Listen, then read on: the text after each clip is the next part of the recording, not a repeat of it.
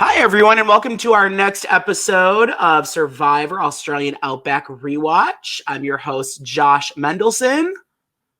And I'm Sam Henson. Super excited to be here talking about episode 12 and 13 of the Australian Outback with you, Josh. Perfect. It's going to be great. You know, honestly, let's get real. These episodes, not too entertaining. They're rough to get through, but I feel like with the two of us, we're going to get through them together.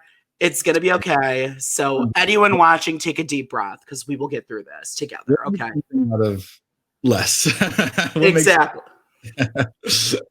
Honestly, like this season, Australian Outback is a great season overall, but like once our queen Jerry Manthe has been eliminated, it kind of goes a little, it gets draggy. It's like the same, very repetitive. So we're gonna mix it up and make it fun for you. So it's gonna be entertaining on that end. Okay.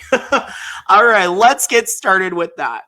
So episode 12 starts off. Elizabeth, this game has become drastically primal. Looks like she's dying. The girl literally needs like a sandwich. I feel horrible for her. Like, we are all just beings out here that need food. They have their rice, but they are starving. Amber's saying we need to be careful with the rice at this time. So we measured out the rice by the cup. They're having like little portions because they're scared. They don't want to run out of rice again. What are your thoughts, Sam? I mean, I think this was a really interesting segment to me because not for any of like the reasons that I think it's supposed to have us focus on, which is the food. Every episode is about lack of food. They're hungry, they're starving. But I feel like it explains why Amber's edit is so small is because Elizabeth is just a much better narrator that the show relies on for every single bit of narration when it comes to camp life. And then Amber, who I think is like the same archetype on the other tribe, is just like left for scraps because she's not as charismatic or as exciting as Elizabeth is. Right? I agree with you. I think Amber was just more shy and naive than Elizabeth. I feel like Elizabeth was more outgoing. But Amber, I don't think really knew who she was as a person, whereas I think Elizabeth was a little bit farther along on figuring out who she was. Like, I think it's like just a difference. They're similar ages, but I think Elizabeth is more mature than Amber, truthfully, at that point. I agree. She's much more of like a rounded out character. Like, I know who Elizabeth is. Mm-hmm. Amber, even through 3 seasons of Amber, I still couldn't really tell you anything about Amber. Like, and I like Amber. I think it's like fun that she wins All Stars, but I still am like, this is definitely her weakest performance in terms of character. She's just like wallpaper, basically. Oh, for sure. Amber's big thing is that she really likes food. I mean, when she eats it, she just is like, oh my God, that's so good. And that's really all I know about Amber's and her husband. That's cool. But back to Amber, she's basically getting screen time only because it's Final 6. That's the only reason she's getting it right now. Girl has been invisible the majority of the season. Elizabeth talks about how Keith, Colby, and Tina are a unit, and they don't see Amber as a strong person. So, Tina, you can't get by just on flying below the radar, which is good. Yeah. Okay. So this is a weird thing about the episode that I think is very odd is that this is Amber's boot episode, right? So, but we don't really understand. I still to this day don't really understand how that happens in the sense like even in the early clips, Colby is like Roger and Elizabeth are the two that are on the outs. And then Colby doesn't vote with the majority. So this is clearly like a Tina scheme to get out Amber. But it's like, I don't understand what is happening in most of this episode. And that's like what's so frustrating about these back half of Australian Outback episodes. It's like always about just survival and survival. And I think, you know, the season does work because the characters are so good and we're so invested, I feel like, in the outcome of these characters. But like when it comes to strategy and coverage of the strategy, like maybe they're just not filming it, but it's just everything just feels really pieced together in a strange way. And yeah, it's Amber's big because it's her big boot episode. Like that's the only reason why. It is. And you know what the thing is, and we talked about this last episode, is that Amber made a huge mistake last round at Final 7, where Amber really should have gone to the Kuchas and been like, I want to work with you guys. The Okakors just stabbed me in the back, and she doesn't do that. So like Amber really just like lowered her like player status, even though it was already low. It kind of put it even more towards the bottom because this was just like, what are you doing, girl? Like seriously. But yeah, Elizabeth is saying the people in control are just going to click your eject button when your time comes. Colby, Roger and Elizabeth need to win immunity or else they will leave. So at this point, it's kind of, are they making that decision? Colby, Tina, and Keith are in power, but they're making that decision. Are they going to vote out Elizabeth and Roger, or are they going to vote out Amber? So they're kind of making that decision. Yeah, and I think Amber makes, I mean, she obviously made a big mistake last week in just kind of opening herself up to this vulnerability. But there also is potentially like plays here with how the tiebreaker works that she's just like doesn't even consider. And I feel like she should have these signs because we'll talk about the challenges coming up, but like they were right in front of her the entire time. The whole thing. It's just the girl I don't think knew she was playing the game yet. I think she was just too naive for this game at the first time. Maybe All Stars she got a little bit better, but this time I'm like, what are you doing, girl? Yeah. Speaking of the challenges, we get to our first reward challenge for this episode, for episode 12. It is the classic Carabiner challenge that they also did back last season in Survivor Borneo. It's a jungle rope maze with checkpoints. At each checkpoint, there are multiple paths or multiple options that you can go down. Each castaway is given 2 carabiners, and they must have at least one attached at all times. So the first person to compete and get through all 4 checkpoints and get to the end wins. So I mean, this one, it's obvious who's going to win it. Like, come on. Yeah. Oh, is it going to be? Is it going to be Elizabeth? No. Is it going to be Tina? No. It's going to be Colby. Like. Is it Colby or is it Colby? How fast will Colby beat everyone else? I feel like that's kind of what we are looking at right now at this point. Exactly. So Colby wins it. It's almost like not even that close. Like, no. and the reward. It's so obvious they did this challenge because they wanted him to win this, because this challenge was literally set up for Colby. Like, it's literally the Colby reward. Yes. And I feel like they, especially with them not even having him pick anyone else, like it is his reward and his reward alone, which makes it 10 times more boring to watch. Exactly. No, so basically what it is they pick the one and only cowboy to go on a cowboy's dream, traveling with Australian cowboys, aka actors hired by Mark Burnett, for an overnight trekking through the Outback. Colby ends up getting beef stew and breakfast in the morning, gets all the stuff he wants. Boring. And it's just like a cowboy trip. So I'm just like, cool. Like, when the guitar came out, I was like, oh my god, put me out of my misery. Did this not remind you of this season 1 like Kelly Wigglesworth reward that was set up last minute in like the soundstage? Like, this is like that reward, but for season 2. Like, Jeff Probst is like hanging out with him at the reward, having like, a beer, having a beer. You can see Jeff Probst's man crush form in front of our very eyes. Like, that is yes. For a fact that any viewers don't know, Jeff Probst and Colby Donaldson were very good friends for a long time. I don't know if they still are, but they were. Jeff was back in the day when Jeff would make friends with contestants. He doesn't really do that and anymore. Sleep with them. Did he sleep with Colby? Oh, he's starting tea. I mean, Colby does like blondes, so I don't know, but yeah. Amazing. Basically, while Colby's enjoying his reward, the Barramundi tribe is going through literal hell. So on their way back, there's a huge rainstorm, and it's coming down. Colby's even riding horses through it, so he notices it. It's heavy water running down, and it's basically starting to like start its own river going down like the path that leads basically to Barramundi's camp.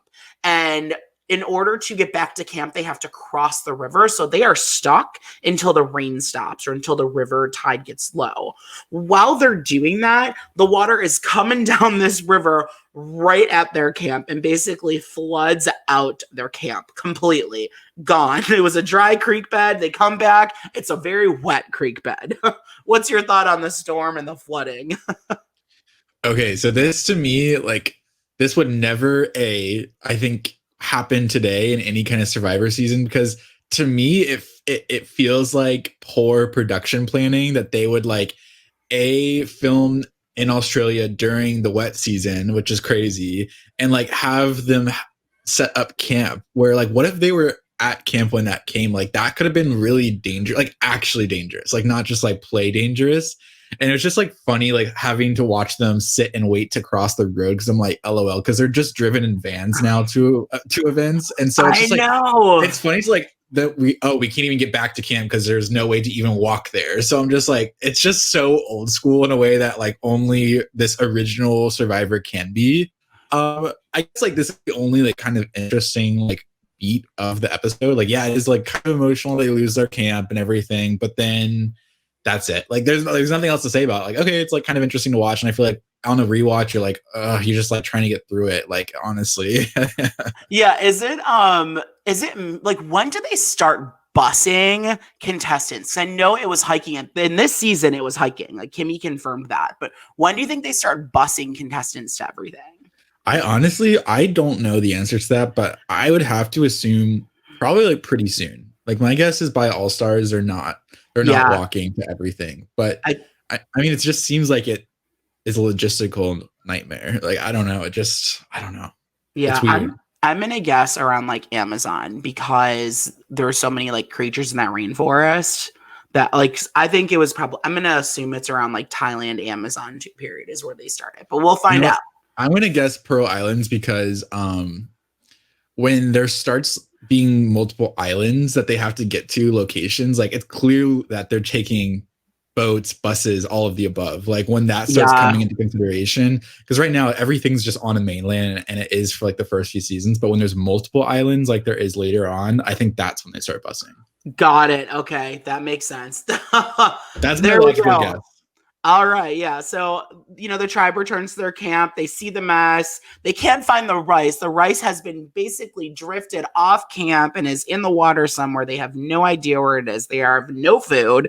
They are miserable. And now they have to put together a new shelter. Colby comes back from his reward after his cowboy outing. He sees that it's a mess and the tribe is in shambles. Everyone's going through the ringer right now. And all 6 of us, I feel the luckiest because he was eating good food. He had shelter while all of them were just basically evaporating. Yeah. So it's Colby is scared that if he wins the next challenge, people are not going to think so highly of him because he's winning everything and they know he's a target. But at that point, like he knows he's going to win everything. Like there's nothing they can do. Tina and Keith aren't going to turn on him. Come on, Yeah. No, this is like a situation where it's like Kim Spratly in her first season where there's literally no competition for these challenges. So it's just like, I mean, what is he gonna like lie down? Like that'd be the only way he doesn't win some of these things. Like there's no competition here. And I think, I mean, I don't know, all of the survival stuff, it's just like it just gets tiring after a while. Like the whole situation with them retrieving the rice, I did not need. It was so dark. I couldn't even really see what was happening on my screen anyways. And it's just like I would just wish there was more of the strategy about how it got kicked off because again, we don't see any of that. So it's just like, Yeah, and I'm happy you mentioned that because I forgot to mention that part, that they retrieve the rice again. But the one cool thing about that is that when they do retrieve the rice is that it's freaking Tina, 99-pound woman who's like starving to death, swimming on her own down this river basically to retrieve the rice, her and Keith. So I was impressed with Tina by that. I'm like, Tina is a beast. Like she's a badass. Such a cool moment for her, gained a lot of respect. But yeah, I agree. Like there's so much survival aspect this season. And I feel like this is a season that things started to change going into Africa, where yes, it was about survival in the land, but you see more strategy in Africa. And then by the time you get to Marquesas, it's like, boom, we get our first big blindside. So like, I think this season was an experiment. They made it 42 days instead of 39 days. So things definitely changed, I think, after this season. I agree. This season, and I do think like there's just so much suffering in Africa that I feel like after that, they realized that this is not like what's going to sustain the show is watching just people suffer year after year. And I feel like they smartly pivoted and Marquesas just being like, okay, you're on a beach and like now do it, Yeah. But right now it's all about the like, oh, isn't this crazy how real this is? They're like really surviving on their own. And it's just more of like, but it's like a production. There's a whole production behind the scenes you don't see. Like there's a lot happening in that. It's just not interesting. Like it's interesting for one season, maybe two, maybe three, and then it's not. So yeah, this season is definitely kind of like, let's see how far we could push them kind of season. Exactly. Yeah. I agree. And like, it just gets repetitive from like, 2 seasons was good of it. And now I want to see the strategy. I want to see more people strategizing. So yeah, that does change next season though, which we are definitely going to be excited to be talking about Africa very soon, everybody. All right. So the immunity challenge comes and it is basically the classic, what they call later the coconut chop challenge. But basically each tribe member has 3 plates that are pegged in the air by string, and each tribe member has a slingshot, and they get to take turns hitting the plates.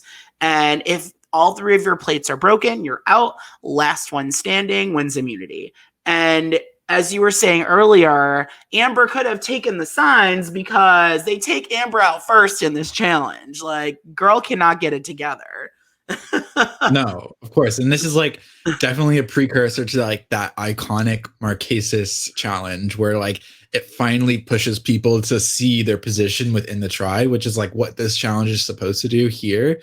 But Amber is the first one out and she's still just effing clueless. And I just feel like, I don't know if like, I could definitely tell that when like Amber just did not watch the first season, I don't think, because she definitely feels extremely recruit heavy because she's just like that girl that like, oh, she's on a TV show and she thinks it's a completely different show than what it really is. And I feel like what is so weird is that Borneo had such a like strong groundwork in terms of like, this is how you win, in terms of who won, how they got there.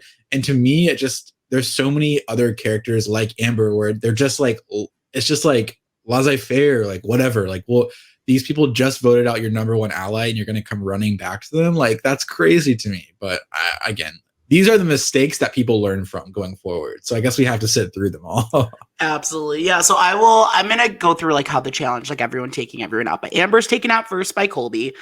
Keith is taken out next. Then Tina, leaving Roger, Colby, and Elizabeth as the final 3. And that actually doesn't surprise me because Roger and Elizabeth were so well liked by everybody. But Roger gets taken out next, leaving Colby and Elizabeth as the final 2. And then Colby just attacks Elizabeth. It's just like she has no chance coming. But she had 2 plates, he had 1, but still, like, it was obvious she's done. Obvious. Colby wins. It's not even like a question. Like, he destroys this challenge. Like, this feels like another challenge made exactly for Colby to win. Period. And it's like after a certain point, it's like, I don't know. If you believe any like theories about any kind of conspiracies, it's like, to me, they had such an older cast this season that all of these like obstacle courses and things just feel like it's designed for a specific type of person to win, which is Colby. Yes. And he wins every time. So we're on a roll now. We're on the Colby roll, so let's keep it going. Hopefully, that it makes a full circuit. You know what I mean? Yeah, you don't know if it's going to. Is Colby going to win the game? We will see. He has an interesting tidbit in next episode that I do want to talk about because I feel like he realizes the path in front of him and he takes the wrong one. So this is exciting. It foreshadows what's going to happen in the finale, which is still to this day one of the main talked about mistakes in Survivor history. Mm-hmm. What happens at the finale. So definitely something. But basically there's not much strategy before Tribal Council. Amber leaves as Ogakor doesn't want her continuing. She hasn't really proven herself. So Amber and Colby both vote Roger and everyone else votes Amber. It definitely was a smart move for Colby to get a jury vote by voting for Roger, not Amber. So I definitely think that was smart. I don't know if he meant to do that on purpose. We never know. We never got an explanation for it, I don't think. Goes back to old school where they don't explain things. Like, do we know why Deb was voted out and not Jeff? We still don't know that. I mean, Kimmy kind of explained it, but like they don't like talk about like some strategy. Things aren't tied together. You don't know how everything happened. When in later seasons, they give you the whole picture, on why people are voted out. Yeah, and it seems to me that we'll get into it in the next episode, but a lot of their decision making seems to come down to like who deserves what pot of money, considering every position. The further you get in the game, you get more money for it. And so I guess they just feel like, oh, Amber doesn't deserve any more, like she deserves less money than Roger and Elizabeth do. And I feel like that's probably what the reasoning was and why they didn't want to show it. But it's still just like really odd. Like, I guess it is a smart move, I think, to like kneecap any kind of insurgency on the part of Tina by out Amber here. Like, they have the numbers, no matter what, they could do whatever they want. And now they know that it is just a march, like it's a march to the end once Amber's gone. And I guess she was the one that was most likely, I guess, to win challenges. But I mean, this is me just like really scratching my head, like thinking why this even happened, right? Absolutely. It was Amber just, she just wasn't getting it. So I was happy. I mean, what do you think? What do you think now that you've seen her full first season again? Like, is it even more surprising that she comes back for all? Yes. Why does she come back? There's so many people that could have been brought back over her. Heidi from Amazon. Kimmy could have been brought back from Australia. Colleen, Kelly Goldsmith. There's so many. Kelly Goldsmith. Why was Kelly Goldsmith not brought back from Africa? Like, huge deal. You know, she was an alternate.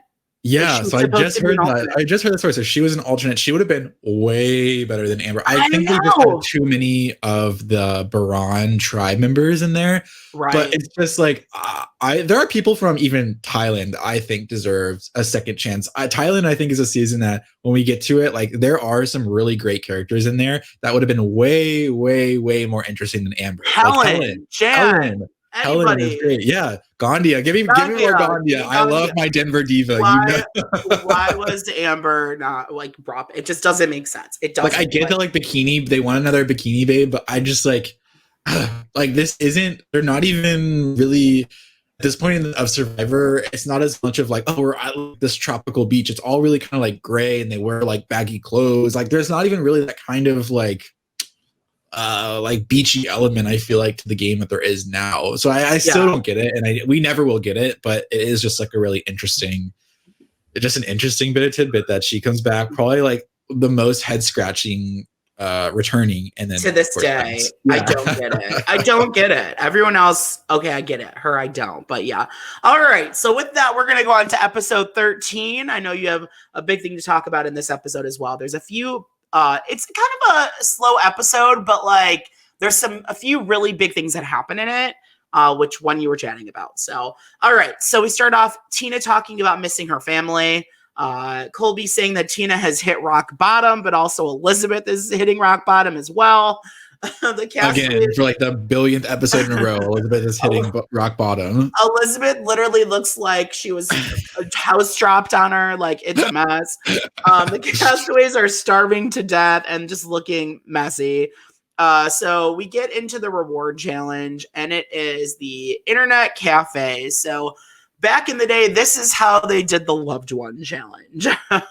Basically, I had some questions about like logistics of this. Yeah, don't you? Like, I mean, do you really think that they were being filmed while they were chatting with their contestants? You know what? I was questioning that. Like, were they actually being filmed? Were they all in LA when they were doing it? You know what I mean? It looked like different rooms, but like, what was going on with it? I think this is my guess. So I think because Colby's mom comes next week, right? So I think Colby's mom comes next week. So this is my guess. I'm guessing like they were all being held in production somewhere in LA. And I just feel like I think they were probably filming this at different times. I don't know. To me, it just feels really strange, and like the cameras are they just happen to be in their houses at the right time, and like who knows what the time difference was between Australia and the US. Like it doesn't even make sense. That doesn't make sense to me.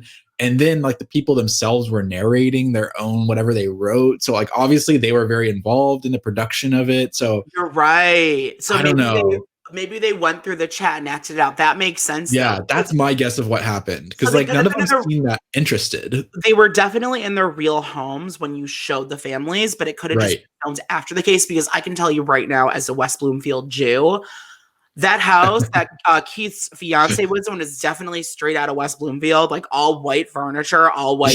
That is like straight out of West Bloomfield in the year 2000. Like anyone watching can confirm that, like no question. So yes, they were definitely in their homes, but maybe they like recorded like their conversation in like filmed it and like redid it at their houses. Yeah, that's my guess of what happened. And Yeah. we get some definite Colby and mom relationship foreshadowing.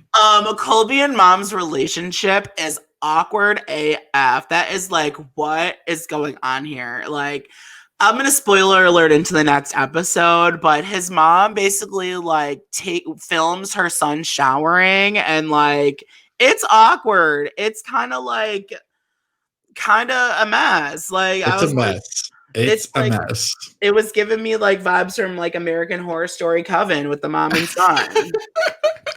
You know what I'm talking about. So and I do love that the editors set that up in this episode. Like that is some great foreshadowing there. Oh, for sure. But yeah, so basically it's a quiz between the castaways and their loved ones. It's quizzes about like the outback or nature or whatnot. And the winner gets a private chat with their loved one that's longer for 30 minutes and a $500 visa to spend on their family. So here are my thoughts on the families. We're going to go one at a time on everyone's families, okay? We're going to start with Tina's family. First of all, that is a young Katie from Survivor Blood versus Water. Like a 12-year-old Katie, which is kind of cool. The son, unfortunately, we know has passed away. The son that was in it as well.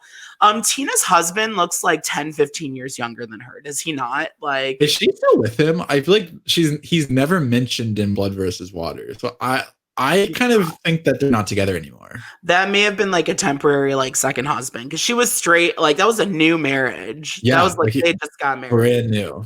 He looked young. He looked 10, 12 years younger, like late, like I'd say like mid 30s. Like I kind of felt bad for those kids. I'm like, are those kids just living with him? Like they don't even know him that well. Like that kind of freaked me out a little bit.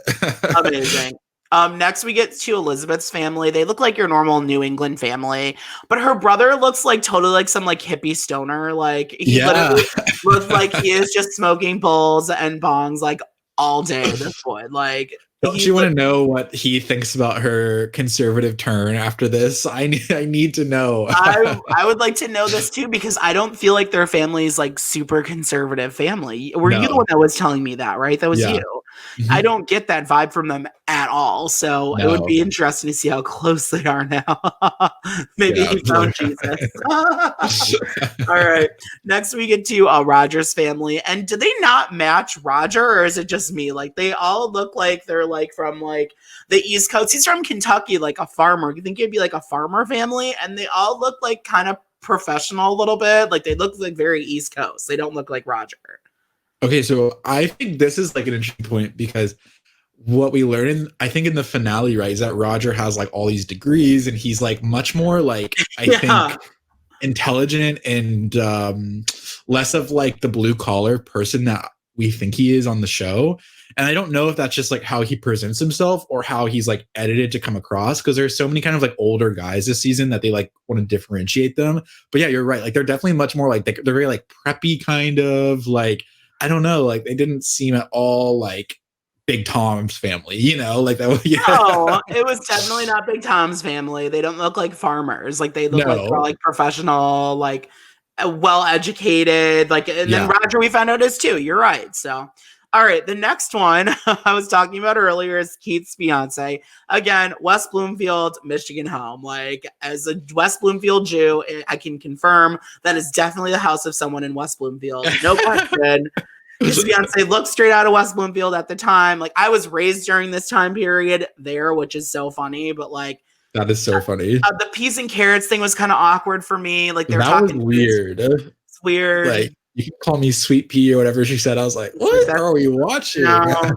It's just straight people to the max. Correct. And then next we get Colby's mom. Kind of, her hair looks a mess. Looks straight out of. She's a mess. She looks mess. Like a blonde version of Sally Jesse Raphael, basically. It's a mess. And like they have this weird relationship. He's like crying. He really loves his mama, and I don't know what kind of love he has for her, but you know, it's definitely it's a little freaky. It's a little freaky. He's 25 years old. Sounds like he's still sucking the tit. I mean. No, I'm kidding, but am I? But no. Basically, they go through the challenge. Tina wins, which is a fun win that it's not Colby finally winning a challenge. But she didn't even do anything. Like, right? Her family won it for her, right? Tina's husband that she's been married to for like 6 months wins it all for Tina. So, yay, Tina. See, okay, this was interesting to me because we spend so much time like meeting all these families, and then the challenge is like a montage. Like we don't even see the answers to any of these questions. We don't see them like actually get them right or wrong, and then it's just like, okay, Tina wins, and then we're like, okay, like it just to me was really strange. Amazing. You know, she did it. She won something. She took the streak away from Colby. That's the cool thing about it. So I guess. True. And then a big news: Keith proposes to his fiance. Woohoo! Because he's so rootable this season. He's a mess. We'll get into that later. I was like, he has nothing on Rob and Amber. Okay. Yeah, he did it first. Amazing. All right. So Barramundi, Colby saying strategy didn't enter our heads today. I'm thinking, when was the last time you ever talked strategy, Colby? This season is like no strategy to it. I thought that was funny. Like there's strategy into your heads for 39 days. Like it's all of a sudden. Yeah. What? We get to Barramundi during the day. Colby's upset Keith is making too big of portions of rice. Colby's getting aggravated over it. Elizabeth, I think he's just comfortable with the fact he's going to be final 3 or 2 and knows the portion sizes are bigger. Colby and Keith are getting into a fight basically over it. And Colby admits he doesn't like the way Keith is playing the game. And his game with Keith is done. What are your thoughts? Okay, so he essentially kind of takes Jerry Manthi's torch on hating Keith and like keeps it going. Like this is where Colby and Jerry I think are more similar than they say. They both hate Keith, and I think that's like a really interesting thing because everyone was like trashing Jerry for hating Keith earlier, and now Colby hates Keith, and okay, everyone must hate Keith now. So it's just like I love that we Keith keeps feuding with everyone else. I love that kind of storyline continuing. I love that it was over something as stupid as brown rice patties or whatever it was, but Colby like lost his effing mind. Like he was pissed off over brown rice. So yeah, I think that's how I think that kind of shows just like where they are as people at this point, because it's just like there's nothing else really to do and they're just fighting over stupid stuff. But I do enjoy the drama, even if it's small. I always enjoy the drama with Keith. I don't enjoy Keith, but I enjoy the drama with him. So it's good. Well, I don't really hate Keith. He's just there. Like I don't really hate him. No, I think he's a good character in the sense that like he is a character that people can like do things to, like fight with, have conflict with. Like we need those characters that just like are clueless and piss off the other people, because you know, we don't want harmony. Like if it wasn't for Keith, it would just be like all these boring people talking about like, I don't know, nothing. And then they'd get voted off. So at least like there is some tension coming from Keith's cluelessness. Where are you, Jerry Manthe? We miss you. Miss you. She was such a trendsetter in hating Keith. Only Jerry and Kimmy would have been the final 2. That would have just been epic season.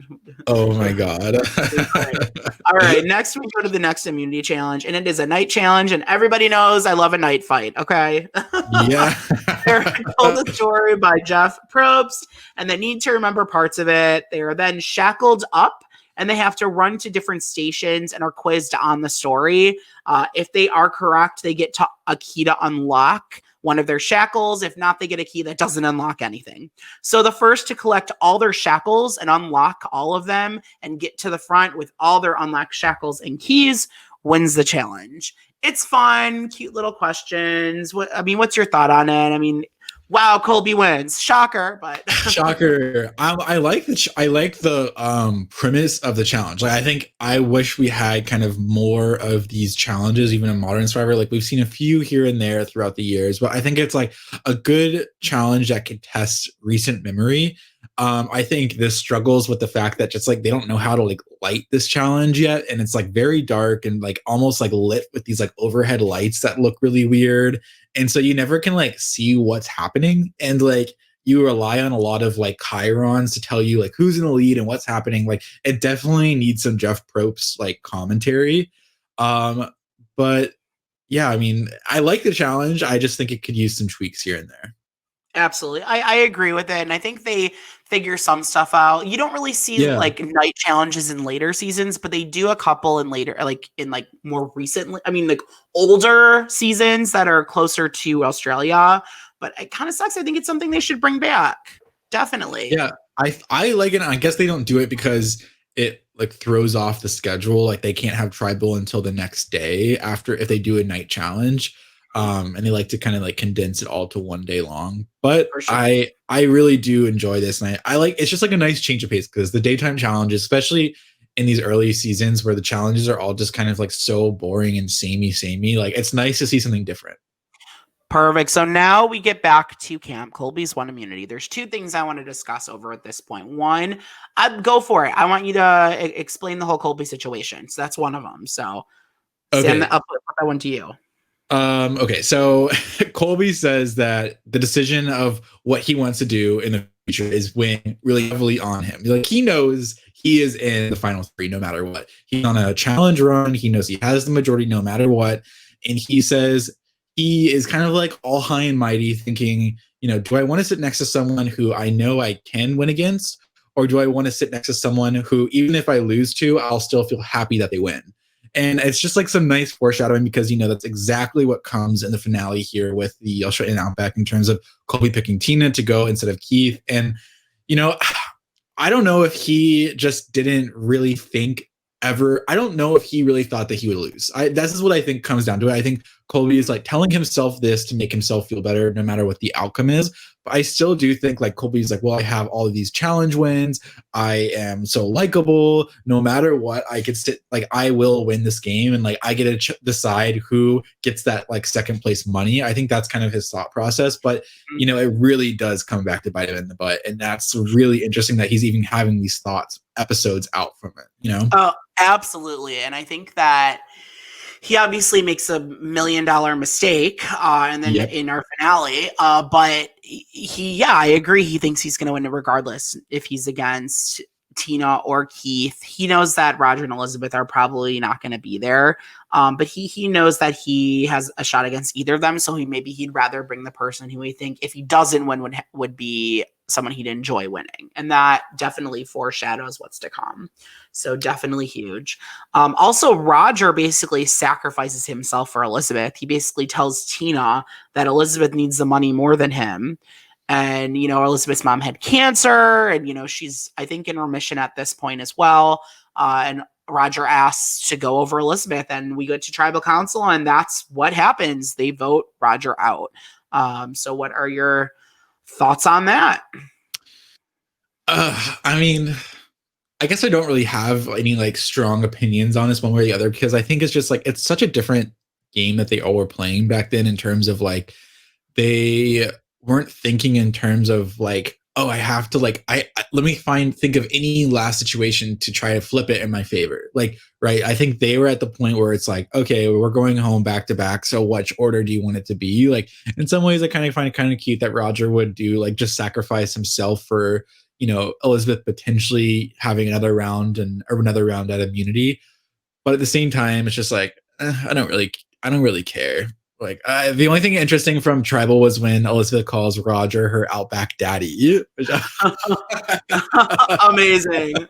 Not as awkward as Colby and his mother, but Why? What are your thoughts on Roger's sacrifice? I think it was cute. I think Roger and Elizabeth are just both at this point nice people. Like they're not that big of gamers. They were there they were there more for the experience, I think. And that's what I think Roger was there for, was for the experience. I feel like Roger has money. I think so too. And with all those degrees, yeah. They just can't win a challenge. Either one of them they can't win a challenge to save their lives. So it's just like, what are we doing here? Like this is a slow march to their end at this point. He's like, I'll go before her so she gets a higher placement. So I think he just sacrificed himself for her on that end. That's how it was. I don't think Roger and Elizabeth are boring per se, but like they're not the most entertaining on the planet. Like that's my take. There's they cast more entertaining people today than they did back then. They cast more normal people back then. Yeah, I agree. So, okay, this is a question. I don't know if you've already talked about this before. So if Michael doesn't fall in the fire, like and the other tribe comes in with a majority. Yes. Who do Okay. you think would be the winner from the other tribe? Oh, that's a good question. I don't think it would be Michael Scoopin, and they answer that in the No. finale that they both think it would be Michael, the Okor people, which they don't know that. Kucha didn't like Michael. So like if the 6 people from Kucha like got farther, I think Jeff and Alicia would have the power there because Jeff really was the mastermind of what was going on. I think that Jeff and Alicia would have convinced either Nick. I think they would have voted out Michael Scoopin first, and then they would have gotten Nick on board to vote out Roger and Elizabeth. And then they would have voted out Nick at 3, and I think Jeff would have beat Alicia. So I think Jeff would have won the game. Wow, that would be that's crazy. I kind of think that I actually think Elizabeth and Roger, I wouldn't have been surprised if they were the final 2 actually. I think Really? so in my mind I've always kind of thought that like Jeff Varner is and Kimmy have less power in that tribe than they think they do. I think like really do think that they are like the center of that, but to me it seems like there's like the Jeff there's like the Varner and the Alicia side, and then there's obviously going to be a Roger and Elizabeth side. I think that Roger and Elizabeth would be able to swing over, scoop into their side because they're just older, a little bit like kind of more down to earth. I have no idea what Nick does because we never know anything about Nick, but Right. I do think it could at least be 3-3 from there. And like I don't know, I think that could be a run, and then from that final 3, obviously Roger and Elizabeth take each other. So Right. I could see that too. It's either way. It would either be like a Roger Elizabeth final 2 or a Jeff Alicia final 2. I don't see any those, of these. those Nick or Scoop it in the middle, like they do not make it because like you don't make it if you're in the middle. You have to be a strong core within a core in these early seasons to make it to the end. I definitely think they would have taken out Scoop in first. I like 6th place. Interesting. I don't know. That would have been really interesting. That would have been more interesting than what we got, honestly. Yeah, but if they would have gone in at merge, would have Jerry been 11th place then? Would have Jerry been booed after Kimmy? Do you think? Probably. Yeah, that's probably right. Colby, Keith, and Tina would have voted Jerry out. They wouldn't have voted. It wouldn't have gone any other way. They wouldn't have voted Keith out. Yeah, Jerry would have. We wouldn't have Jerry at the merge. So I'm happy Mike fell in the fire. Yeah. The show might not still be on anymore. Yeah, that's true. And I do really like Tina as a winner. Like I think she's a really great winner. I think it's important for someone like Tina to win the game to kind of show that any kind of person can win this. Because I feel like even after Richard's win in the first season, like there's still kind of like it seems like it's still kind of open to what kind of winner there can be. And with Tina winning over Colby, like I'm sure you'll get to this in the future, but it really does make it clear there are certain things you need to do along the way to win this game. Absolutely. I agree. Yeah. And with that, we're going to get into our tops, bottoms, and Hot Mess Express for the round. Okay. So for the 2 rounds, Sam, who would be your top player overall? Okay. So top player, I think this was my top player last time, but I have to give it to Tina. I just think that she definitely seems to be the mastermind in getting out Amber because she's the one that kind of pulls the trigger when Colby does not pull the trigger. And I think that she's just positioning herself to be kind of the one that is taken by Colby. The fact that this is even kind of a decision for Colby to make is one that I think says more about Tina than it does about Colby. Because to me, the decision is so clear cut. It is so clear. And I think like we saw that, again, we saw this happen in Borneo. There was a clear decision that you needed to do at the final 3 to win. They did it and they both had a chance. Otherwise, it would have been a blowout for Rudy. So I think, again, Tina is just something Tina's doing. And again, this is something that I don't think translates to television. It's something that you just had to see while being there. That Tina was that kind of presence that would be, Colby would be willing to sacrifice his whole game to give that win just in case he didn't, just in case he didn't win in the finals. Very true. I agree with you. I also chose Tina as my top. I think now that we're getting down to like final 6, final 5, I think our stuff's probably going to be very similar. Tina, getting that rice, being a beast, doing it. Oh yeah, I forgot about the rice. She did a lot. Yeah, that was awesome. I mean, she convinced Colby not to vote Keith, I think, at 5. I think there was a chance that that was almost going to happen. I think she was behind it and they didn't really show it. And just having the tribe on lock, everyone trusts Tina. No one's voting Tina out. She really is in the best spot. As for bottom player, I'll go first on that. It's obviously Amber for not knowing what was going on in the game and just being a lousy player. Amber is an awful player at this game. Sorry. She's not good. So. See, my bottom is different. I think my bottom is Keith. And I think Keith is the kind of player that I think he's locked in this point in the game where he will lose to every person he sits next to, no matter what. I think, Amber rarely gets to the end, but in the path that she does, like she has people like Jerry and others that maybe are bitter that could just like throw a vote. Like we've seen this happen with Amber. She can win a jury. And so I feel like, the path for her to get there is like almost 0%, but Keith will be that kind of player where he ends up at the end almost every time and he loses every time. And I feel like that's a much worse position than someone like Amber. I'd much rather be in Amber's position where, there is a path, small but narrow, but if you get to the end, you have a chance versus Keith. He's just doing all of this for nothing, Okay. All right. I like that. I can see Keith as a bottom player as well. They're both the bottom two as far as I'm concerned. I even think Raj and Elizabeth are better. I mean, I think the only two people really playing the game are like Colby and Tina. Like really playing, maybe Elizabeth to an extent, but mainly Colby and Tina are the two. Yeah. And the game is just a different game in terms of like, there's so much value on, being a moral person and being a good person and being worthy of being there. And I think we will come to see that Amber has kind of the chops to like do more of that manipulation that isn't in this part of the game. That's just not a part of the Australian Outback. Yeah, I think she has that in her, She does. And All-Stars, I think, I don't want to talk too much about it because we will in the future, but I think that Amber has a lot better play, a lot better game her second time around than her first time.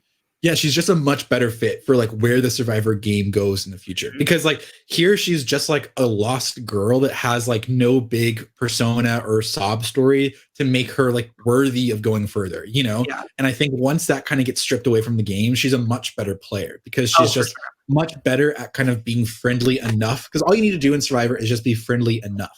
I think she has it in her. Whereas I don't see Keith ever. I think Keith is the kind of player he could play 100 times and he will never win because he will always get to the end and just not have the jury respect him because like he just is kind of clueless in terms of how he comes across. Oh, for sure. Definitely. Last we have our Hot Mess Express. So I'm actually interested to see who you put for that. I put Keith for that. Yeah, I did too. So we bolted. Yeah, I was like, he had drama with everyone throughout the season. It's kind of obvious. So you put him for both. Yes, I love that. So explain why you have him for that. I mean, that is just like who Keith is as a player and a character. So why he's not just like a completely forgettable character. He is a character that is a bad player and B, one that is like so clueless that he, again, is just like willing to cause drama with like many people on the tribe. I think it's like not a coincidence that both Jerry and Colby both clashed with him over the food. The same thing that like, again, he supposed to be a chef. Like this is like his thing and it just pisses people off. Like he's just like one of those clueless hot mess players that like I'm glad he never returned, but I'm also glad that he had this run here because he is fun to watch at times. Absolutely, I agree fully. All right, well that concludes that portion. Now we're actually going to play our game of the episode. So today's game is going to be titled More Boring Than Amber. So to discuss this episode, Amber has just brought nothing to the table. She's been extremely boring this season. We know that. So I'm going to list different people or things, anything, and you're going to tell me, is it more or less boring than Amber? Okay. Got it. All right. So, and we can discuss it. I can give my opinion on this as well. Okay. So the first one would be Jerry Manthe. Is Jerry more or less boring than Amber? Jerry is far less boring than Amber. Jerry is like one of the most interesting characters in all of Survivor, period. Like, Jerry is everything to me. This is an easy one. That was a good one. We want an easy one first, right? Okay. Yes. All right. Next one, paint drying. What would paint drying more or less boring than Amber? Oh gosh. I think paint drying is less interesting than Amber in this season because at least it's quicker. You know, we get through paint drying a little bit quicker than Amber's run here. Incredible. Okay. How about Nick Brown? Nick is more boring than Amber, just because I will always find the female equivalent character to be more interesting than the male character. I like that. Like we know so much more about Amber from our future runs. Like Nick is one of those characters that truly is so invisible. He's just nothing. Like he's nothing. Oh, for sure. Next one. The all-white people boring alliance that took over Big Brother All-Stars 2020 that no one liked. Amber is okay. Sorry, these words are messing me up. That alliance is more boring than Amber. Period. I like that Big Brother season was absolute, like it was torture to sit through. And like as boring as Amber is, at least she's kind of interesting. Like there's something at least to talk about with Amber, right? I will 100% agree. I thought that season was dreadful and should just be forgotten. It wasn't All-Stars. Love Janelle. Somewhat love Danny Donato, but everyone else you can go. Bye. Literally. waste of time. The last one I think you're going to love because we all know you're a Housewife fan. We both are. So last one, when Kim Fields was on The Real Housewives of Atlanta. Okay, this is a controversial opinion, but I think Kim Fields is underrated as a housewife, and I think she is way less boring than Amber is because Kim Fields had this like energy that's like, I am effing miserable being on this show. And then like at least that was drama there. Like I got something out of Kim Fields that I did not get out of Amber this run. You know what? I can see that, but I disagree. I think Kim Fields is way more boring than Amber. Way more. Ways. That was the worst season because she was on it. It was horrible.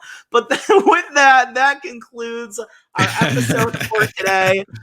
Just to start off, Sam, let the audience know where they can find you. They can find me at Sam Henson 24 on Twitter and Letterboxd. You can check me out there. And you can find me at Twitter and on Instagram. Same thing, Mendels8. You can find us anytime. Our Couch Potato Queens. Follow us on Twitter at Couch Potato Queens. That's Couch Potato QWNZ. We have a lot going on. We have our Drag Race podcast we do every Friday night. We obviously have Survivor. Sam Henson will be starting our Bravo podcast in the near future. We have our Bachelor podcast with Alex. So check us out, like, subscribe, do it all. We're here for you at any time. There you go. With that, always remember to outwit, outlast, and outgay, honey. Have a great day, guys. Bye.